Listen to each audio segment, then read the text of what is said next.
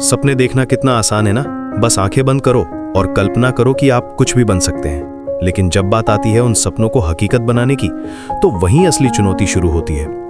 आज मैं आपको एक ऐसे लड़के की कहानी सुनाने जा रहा हूं जिसने साबित कर दिया कि हिम्मत और मेहनत के आगे कोई भी मुश्किल छोटी है। राहुल एक छोटे से गांव में रहता था। उसके पिता एक मजदूर थे और मां घरों में काम करती थी। पैसों की तंगी हमेशा घर में रहती थी, लेकिन राहुल का एक सपना था। वो इंजीनियर बनना चाहता था। जब उसने अपने दोस्तों को यह बात बताई तो सब हंसने लगे। अरे यार, तू इंजीनियर बनेगा, तेरे पास तो कोचिंग के पैसे भी नहीं है, एक दोस्त ने कहा। सपने देखना बंद कर और अपने बाप की तरह मजदूरी करना सीख, दूसरे ने ताना मारा। ये बातें राहुल के दिल में चुभी, लेकिन उसने हार नहीं मानी। उसने सोचा कि अगर लोग उसे नीचा दिखाना चाहते हैं तो वो इसी नेगेटिविटी को अपनी स्ट्रेंथ बना देगा। हर ताना, हर हंसी उसके अंदर एक नई आग जलाती गई। राहुल ने अपनी पढ़ाई का तरीका बदल दिया। दिन में वो अपने पिता के साथ काम करता था ताकि घर का खर्चा चल सके।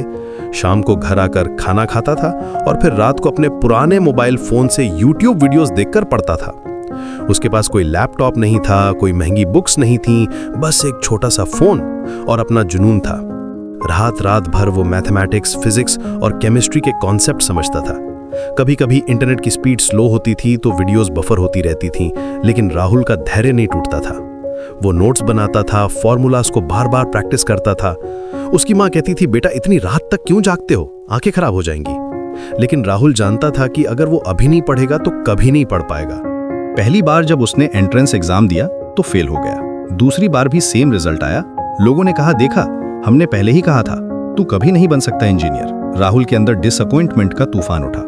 वो रोया भी, लेकिन हार नहीं मानी। उसने अपनी गलतियों का एनालिसिस किया, समझा कि कहां कमी रह गई थी। टाइम मैनेजमेंट में प्रॉब्लम थी, कुछ टॉपिक्स वीक थे। उसने अपनी स्ट्रैटेजी चेंज की। अब वो मॉक टेस्ट्स देने लगा, टाइम के साथ प्रैक्टिस करने लगा। हर गलत आंसर के लिए वो खुद को पनिश करता था, एक्स्ट्रा क्वेश्चन सॉल्व करता था। तीसरे साल की तैयारी और भी इंटेंस थी। राहुल का वेट कम हो गया था, आंखों के नीचे डार्क सर्कल्स आ गए थे, लेकिन उसका डिटर्मिनेशन और भी स्ट्रांग हो गया था। वो जानता था कि ये उसका लास्ट चांस है। एग्जाम के दिन राहुल का हाथ कांप रहा था, लेकिन जैसे ही उसने क्वेश्चन पेपर देखा, उसे लगा कि सारी मेहनत काम आ रही है। हर क्वेश्चन फेमिलियर लग रहा था। उसने पूरे कॉन्फिडेंस के साथ पेपर सॉल्व किया। रिजल्ट्स के दिन राहुल का दिल जोर जोर से धड़क रहा था। जब उसने अपना नेम मेरिट लिस्ट में देखा तो उसकी आंखों से आंसू निकल आए।